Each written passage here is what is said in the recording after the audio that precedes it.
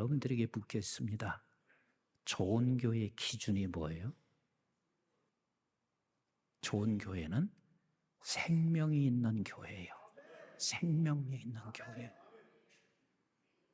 그래서 사실 생명이 있는 교회는 가만히 보면 생명이 드러나요. 생명력이 나타날 수밖에 없어요. 그래서 하나님의 말씀이 떨어지게 되면 생명의 말씀이니 그 말씀을 받을 때 분명히 생명력 있는 반응을 하게 됩니다. 여러분들은 세상에 살면서 대다수의 우리의 시간은 세상에서 살아요.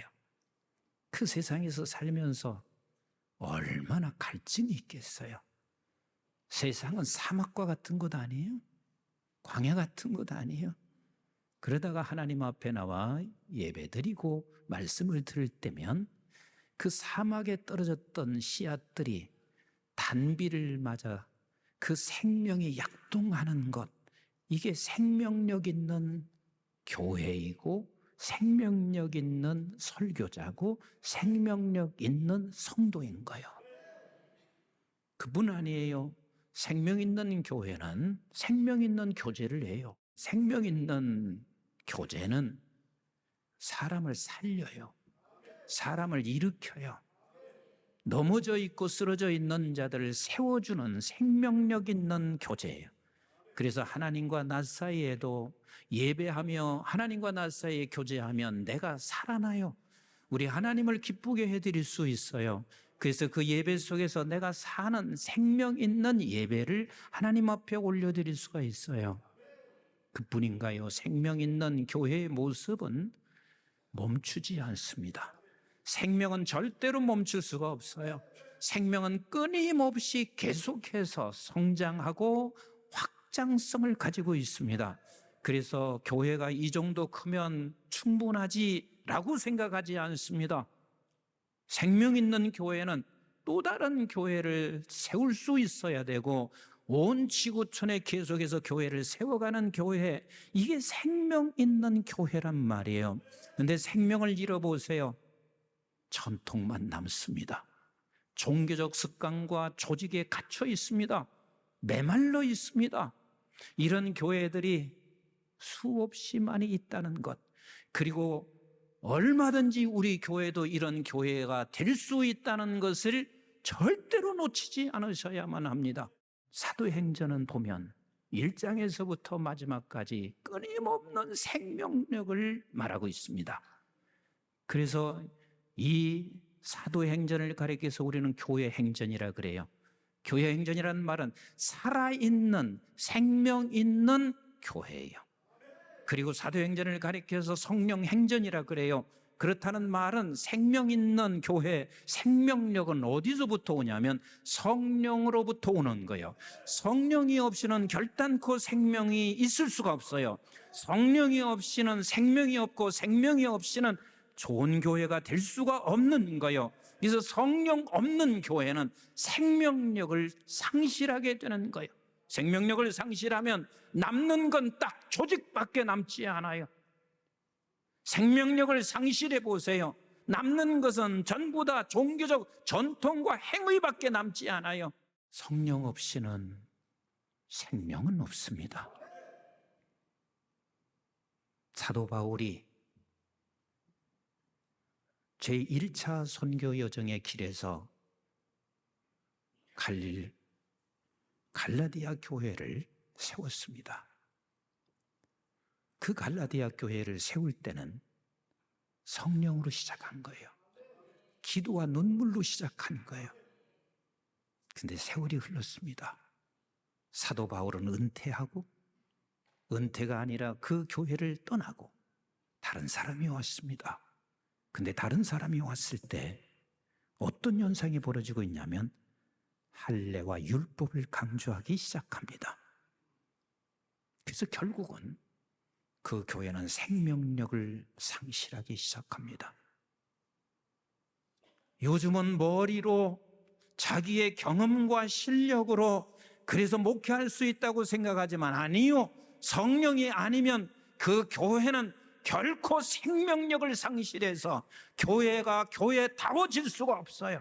끝까지 우리 교회가 주님이 오시는 날까지 생명력 있는 교회를 꿈을 꾸세요. 생명력 있는 교회의 꿈을 꾸는 사람은 날마다 성령이 임하지 아니하고는 결단코 생명력 있는 교회가 될 수가 없어요. 그래서 성경은 이렇게 말하고 있습니다. 갈라디아서 3장 3절 같이 한번 보실까요? 시작. 너희가 이같이 어리석느냐? 참, 이게 뭐예요? 갈라디아 교회를 향하여 하나님이 말씀하시고 있습니다. 이같이 어리석냐? 이 갈라디아 교회가 어떻게 해서 세워진 줄 아느냐? 기도와 눈물, 그래서 그 기도와 눈물 속에서 성령이 임해서 세워진 교회란다. 그런데 네가 어찌하여 지금은 할례와 율법을 강조하여 바리새화되고 있고 종교적 전통만 지금 남아가고 있는가? 라고 어리석음을 말씀하시고 계세요. 그러면서 뭐라고 하세요? 조금 읽어보겠습니다. 시작. 성령으로 시작하였다가 이제는 육체로 마치겠느냐? 이 말씀은 하나님의 탄식이십니다. 갈라디아 교회를 향하여 하나님께서 탐식하시고 계시는 것입니다. 어찌하여 네가 성령으로 시작한 것이 아니냐? 성령으로 시작한 교회가 이제는 육체로 마치겠느냐? 여러분들에게 한번 묻습니다. 우리 한국중앙교회는 분명히 성령으로 시작한 교회입니다. 육체로 맞춰지는 것을 여러분들 소원하는 사람 단 한 사람도 없을 거예요.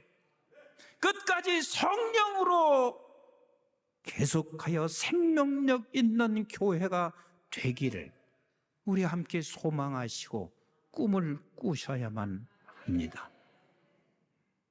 성령이 아니고는 생명력은 없습니다. 두 번째, 성령이 아니고는 복음을 깨달을 수가 없습니다. 여러분, 이 성경이 무엇으로 기록한 줄 아세요? 사람이 기록한 것은 맞아요. 그러나 사람을 어떻게 해서 하나님께서 기록한 줄 아세요?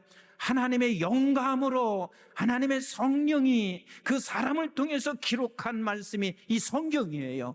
우리 한번 디모데후서 3장 16절 같이 한번 볼까요? 시작.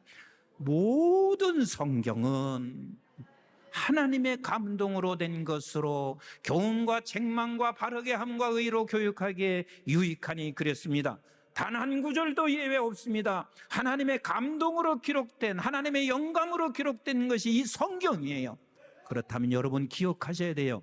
성경을 내가 깨달을 수 있고 내가 성경을 알아들을 수 있는 것은요, 성령으로 기록된 말씀이니 성령이 아니고는 결단코 깨달을 수가 없어요. 그래서 성경은 이렇게 말하고 있습니다. 요한복음 16장 13절 같이 한번 볼까요? 시작. 그러나 진리의 성령이 오시면 그가 너희를 모든 진리 가운데로 인도하시리니 그가 스스로 말하지 않고 오직 들은 것을 말하며 장래일을 너에게 알리시리라. 그렇습니다. 진리의 성령이 오셔야 우리는 진리를 깨달을 수 있습니다. 만약에 진리의 성령이 오시지 아니하면 우리는 그 어떤 누구도 내 소리를 하는 거예요. 그리고 듣는 사람도 마찬가지요. 진리의 성령이 오시지 아니하면 똑같은 말씀을 증거해도 자기 주관적으로 말씀이 들려오기 시작합니다. 성경은 성령이 아니면 깨달을 자는 단 한 사람도 없습니다. 요즘은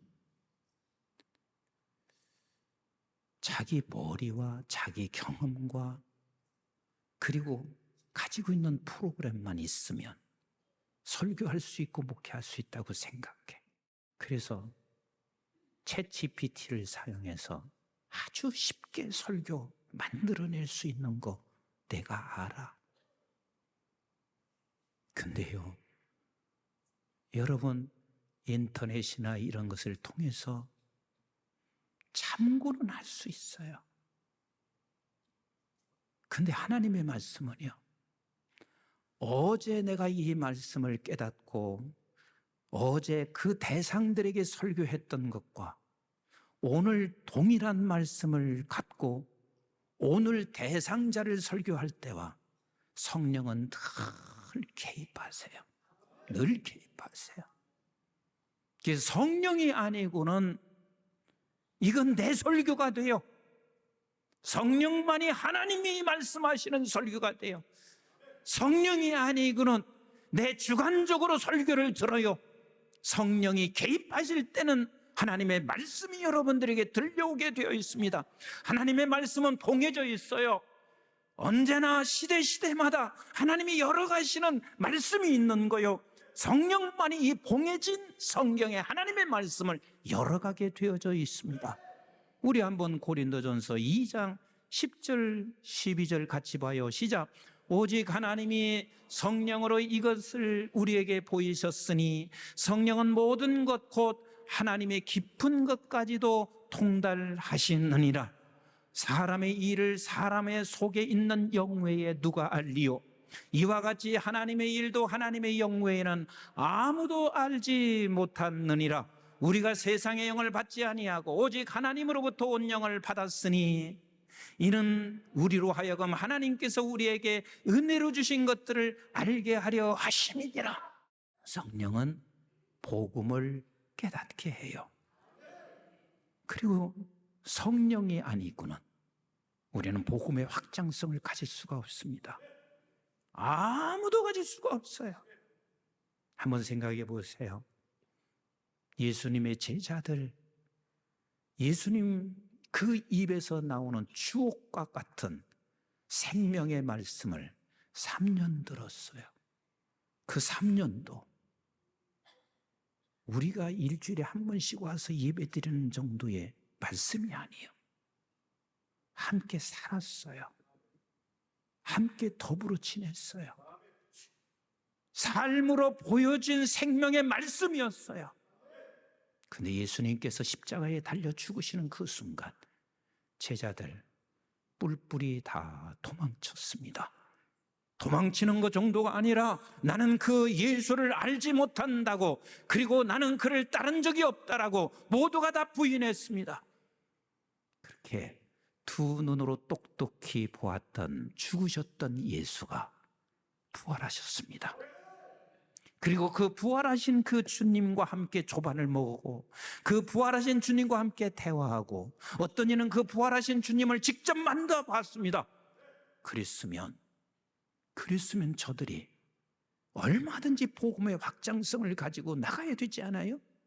그런데 저들은 다 뿔뿔이 제 갈 길, 제 고향, 옛 터전으로 다 돌아갑니다. 주님은 그걸 아세요. 모르시지 않습니다. 그래서 우리 주님께서 요한복음 14장 26절에서는 이렇게 말씀하신 거요. 요한복음 14장 26절 시작. 보혜사 곧 아버지께서 내 이름으로 보내실 성령 그가 너에게 모든 것을 가르치고 내가 너에게 말할 모든 것을 생각나게 하리라. 다시 말하면 성령이 아니고는 절대로 너희들은 다시 담대하게 있을 수 없다는 것을 알았습니다. 성령이 아니고는 네가 부활하신 주님을 보고 네가 죽었던 그 주님을 두 눈으로 똑똑히 보고 부활하신 주님을 본다 할지라도 너희들은 두려워 떨고 제각기 갈 길로 간다는 사실을 주님은 너무 잘 아셔서 이미 저들에게 말씀했습니다. 내가 너희들에게 보여서 성령을 보내주마. 성령이 와야만, 성령이 임해야만 너희들은 담대해질 수 있습니다. 그래서 배신하고 도망갔던 베드로가 어떻게 됐나요? 그 베드로가 주를 위해서 담대하게 죽어갑니다. 생명을 던집니다. 두려움이 없습니다. 여러분, 베드로는 사도이기 때문에 그렇다고요? 아니요. 성령이 임하면 목사이든 장로든 권사든 안수집사든 모든 성도들 성령이 임하지 아니하면 그냥 종교적 행위와 메마른 자, 조직에 갇혀서 인간적 자기 자신의 모든 걸 동원해서 교회를 끌어가려고 합니다. 근데 스데반 보세요. 집사였습니다. 거기서 지금 설교를 듣는 사람들은 스데반이 왜 몰라요? 돌멩이를 다 집어 들고 있어요. 돌을 집어 들고 네 입에서 나오는 말에 따라서 이 돌을 던질 각오들을 하고 모두가 다 지금 스데반을 주시하고 있습니다. 스데반은 조금도 두려워하지 않아요. 저들에게 담대하게 하나님의 복음을 전하고 있습니다. 내가 만난 예수를 증거하고 있습니다. 저들은 돌을 스데반에게 던졌습니다. 그 돌에 맞아 죽어가며 스데반이 이렇게 말합니다. 아버지, 내 영혼 받아주세요. 죽는 순간에도 내 영혼 받아주세요. 그리고 하는 말이 저들에게 죄를 돌리지 마옵소서. 이 넉넉함, 그게 성령이 그에게 임하니 그랬습니다. 사도 바울은 어땠나요? 예수를 핍박하고 예수 믿는 사람들을 죽이며 그렇게 쫓아다녔던 그 사도 바울이 성령이 그가 임하니까 지치지 않습니다. 지치지 않습니다. 죽음의 위협도 저를 막을 길이 없습니다. 우리가 성령이 임하지 아니하면 좋은 성도가 될 수 없습니다. 성령이 임하지 아니하면 좋은 목회자 될 수 없습니다. 성령이 임하지 아니하면 성품이 좋다고 해서 그 사람이 좋은 장로인가요? 돈이 좀 있다고 해서 좋은 장로인가요? 세상에서 모든 걸 가지고 있다고 해서 좋은 장로인가요? 아니요. 성령이 임하지 아니하면 절대로 좋은 성도가 될 수가 없어요. 성령이 임해야 돼요. 그러면 여러분, 어떻게 하면 성령이 임할 수 있을까? 성령은요, 기도라는 통로를 통해서 성령이 임한다는 사실을 알아야 합니다. 기도의 골방에 통하여 성령이 임하십니다. 마가의 다락방은 작은 다락방이요, 그리고 마가의 다락방은 골방과 같은 곳이에요. 그래서 정말 여러분들이 생명력 있는 사람이 되기를 원하시면 아멘. 그렇다면 반드시 기도의 골방이 없이는 결단코 성령이 임할 수가 없어요. 기도한다는 것은 전인격적으로 하나님 앞에 항복하는 거예요. 철저하게 하나님 앞에 항복하는 거예요. 어떤 사람은 이렇게 말을 해요. 내가 할 수 있는 것, 내가 노력해서 이룰 수 있는 것은 내가 그것은 하는 것이라고 생각해요. 여러분들이 할 수 있는 게 뭐예요? 내가 노력해서 얻을 수 있는 게 뭐예요? 기도는 항복입니다. 하루 시작하면서 하나님, 오늘 또 하나님께서 나를 이끌어 주세요. 항복하시고, 하루를 살면서 중간에 점검하면서 하나님, 내가 지금까지 온 것, 하루 여기까지 온 것 내 힘이었나요? 아니면 하나님께서 인도하시나요? 나머지 시간도 하나님 인도해 주세요. 거기서 항복하고, 그리고 마지막 하루를 마치면서 항복하는 그 기도의 자리에서 성령이 임합니다.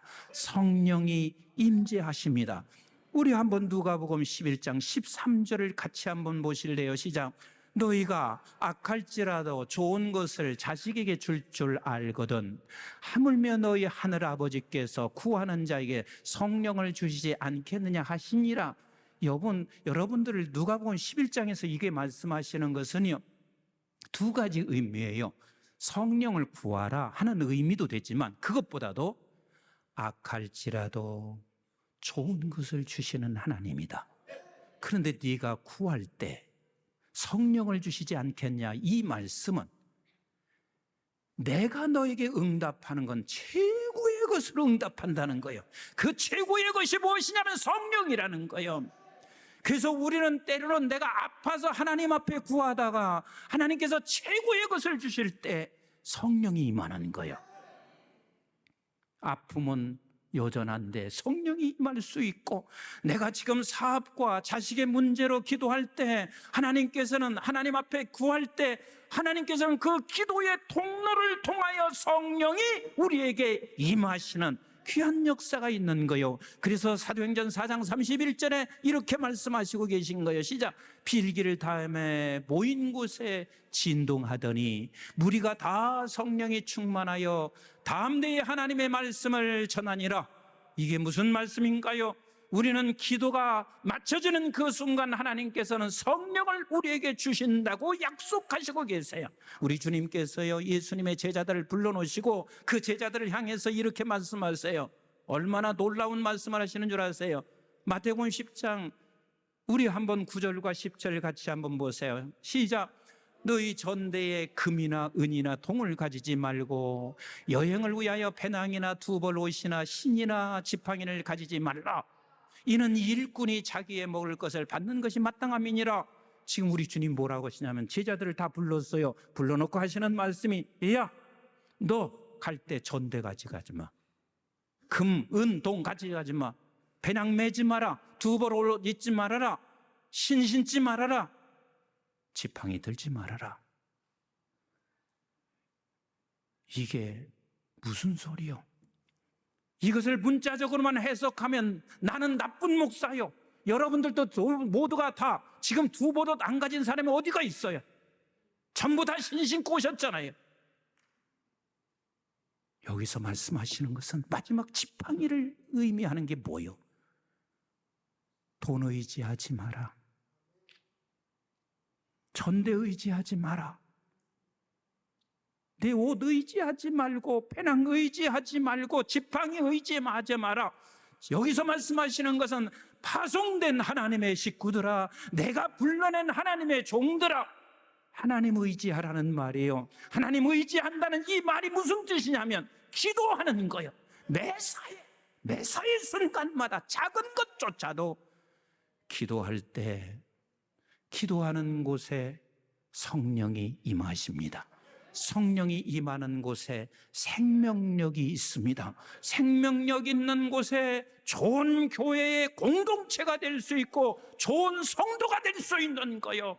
우리 교회는 주님이 오시는 날까지 이 기도를 놓치지 않는 목사, 장로, 권사, 안수집사, 성도 되시기를 주님의 이름으로 축원합니다.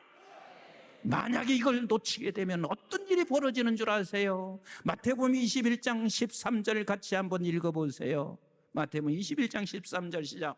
그들에게 이르되 기록된 바 내 집은 기도하는 집이라 일컬음을 받으라 하였거늘 너희는 강도의 소굴을 만드는도다 하시니라 그랬습니다. 너 임목사, 너 개인의 성전, 이 한국중앙교회 공동체의 성전, 기도하는 집이라 일컬음 받으라. 만약 기도하지 아니하면 강도의 소굴된다 하는 말은 강도의 은신처가 되는 말이에요. 이 강도는 뭐냐면 세상이 가득 지배하는 거예요. 어쩌다 교회가 다 세상적인 됐습니다. 그래서 교회가 다 조직으로만 움직여 가려고 합니다. 교회가 돈으로만 움직여 가려고 합니다. 강도가 된 거예요. 그런 교회는 이미 성령으로 시작했다. 육신으로 맞춰져요. 우리는 우리 하나님 앞에 언젠가 쓰잖아요. 육신으로 맞춰지는, 그래서 하나님 앞에 부끄럽게 서기를 원하시나요? 아니잖아요. 우리 하나님 앞에 설 때 우리는 끝까지 성령의 사람, 생명의 사람으로 여러분들이 서기를 주님께 간절히 소망하고 축복합니다. 축복합니다. 그래서 하나님께서는 그래요. 우리가 이 세상에서 나이 들고 그리고 세월이 흘러가면 사역 다 멈춰요. 멈출 수밖에 없어요.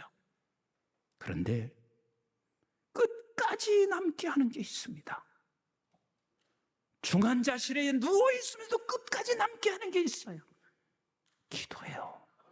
기도요. 기도요. 그래서 이 기도를 통하여 하나님은 성령이 임하시게 하시고 성령이 임한 사람은 생명력을 있게 하시고 그 생명력을 가지고 있는 사람들을 그 생명력 있고 살다가 하나님 앞에 서는 성령으로 시작하여 성령으로 마무리하는 저와 여러분들이 되시기를 주님의 이름으로 축복합니다. 주의 이름으로 축복합니다. 말씀 결론 맺습니다. 사랑하는 성도 여러분, 매사에 기도로 시작하세요. 중간에 기도로 점검하세요. 기도로 마무리하세요. 그게 성령의 사람입니다.